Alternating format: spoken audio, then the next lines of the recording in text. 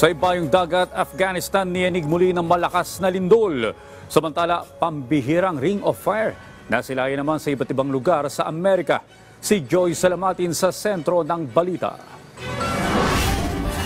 Dalawa ang nasawi matapos tumama ang magnitude 6.5 na lindol sa Afghanistan. Hindi bababa sa 30 ang nasugatan sa pagyanig. Ayon sa European Mediterranean Seismological Center, may lalim na 10 kilometers ang naturang lindol. Mababatid na makailang beses nang niyayanig ng lindol ang Afghanistan sa mga nakalipas na araw, kung saan pumalo sa mahigit 1,000 ang namatay. Nananatiling nakaalerto ang France matapos ang pananaksak sa isang grupo sa Gambetta High School.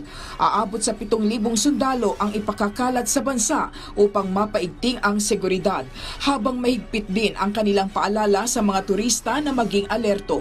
Mababatid na ikinasawi ng guro ang insidente habang may 3 iba pa na nasugatan.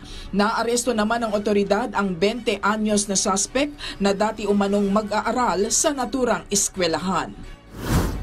Matagumpay na inilunsad ng National Aeronautics and Space Administration ang kauna-unahan nitong misyon sa itinuturing na misteryosong world na gawa o mayaman sa metal. Inilunsad ang Space Psyche mission sa pamamagitan ng isang SpaceX Falcon Heavy rocket mula sa Kennedy Space Center sa Florida. Excited ang mga eksperto sa naturang space mission sa 16 Psyche asteroid na matatagpuan sa pagitan ng planet Mars at Jupiter. Sa pambihirang pagkakataon, muling nasilayan ang inaabangang Ring of Fire. 2,000 sky gazers sa Colombia ang nagtipon sa Park de las Banderas, suot ang kani-kanilang protective eyewear. Dito natanaw kung paano dumaan ang buwan sa pagitan ng araw at ng Earth.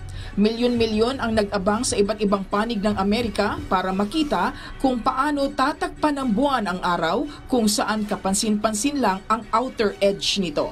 Masayang-masaya naman ang mga nakasaksi sa annular solar eclipse na inaasahang muling masisilayan sa kaparehong buwan sa susunod na taon.